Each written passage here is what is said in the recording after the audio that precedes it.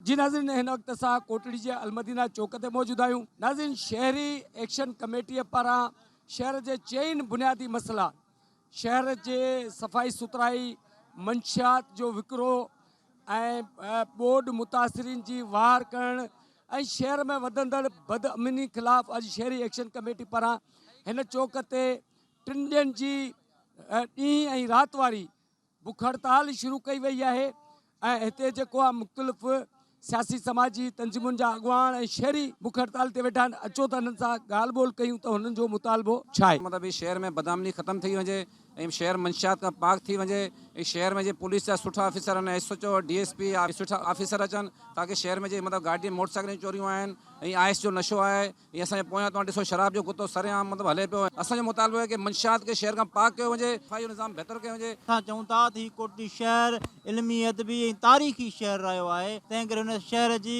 ख़ूबसूरती लाइ पाण 3 ॾींहं मुसलसल हिते वेठा आहियूं, राति ॾींहं हिते वेठा हूंदासीं ऐं असीं इहो शहरनि खे बि अपील था कयूं त अचो पंहिंजे शहर खे बचाइण लाइ ॿाहिरि निकिरी अचो, नाला वारे चौंक ते एहतिजाज करे पंहिंजे शहर जी मालिकी वारसी करियो। SSP जामशोरे खां सख़्ती सां इहो मुतालबो था कयूं त शहर में अमन अमान खपे ऐं शहर में मंशात जेकी आहे उहा ख़तमु कई वञे ऐं जेके लखनि जी तइदाद में बोर्ड मुतासिर आया, चूंडियल नुमाइंदा गुम आहे, ज़िले इंतिज़ामिया गुम हुई, तमामु इदारा मालिकी करण में नाकाम रहिया। तव्हां ॾिसो जेके उहे चूंडियल नुमाइंदा आहिनि असांखे ॿुधाइनि त हिन कोटड़ी शहर खे कहिड़ा पैकेज ॾिना अथनि, जेका किरोड़नि जी ऐं अरबनि जी जेको बजटूं अचनि थियूं, रोड रस्ता सभु तबाह आहिनि, मंशियात जे वर चढ़ियल आहिनि, नौजवान नसुल हितां जो। ॿियो त हिते जेके सैलाब मुतासिर बोर्ड मुतासिर आया आहिनि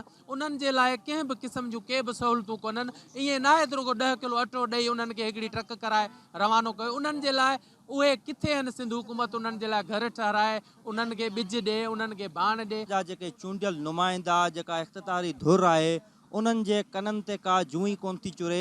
ही सभई तव्हांजे साम्हूं आहे जेको ज़िले जामशोरे में बल्कि शहर कोटड़ी जेको आहे MC कोटड़ी ऐं MC बुल्हाड़ी जेको आहे उहो बिल्कुलु तरक़ियाती कमनि जे हवाले सां ज़ीरो आहे, न को साफ़ न को सुथराई का बि ॻाल्हि न आहे। इलाइक़ा जेके आहिनि बिल्कुलु खंडड़ बणिजी चुकिया आहिनि ऐं मुनशात जे वर चढ़ी विया आहिनि। कैमरामैन सरमद गुल सां गॾु लतीफ़ जोरो, KTN न्यूज़, कोटड़ी।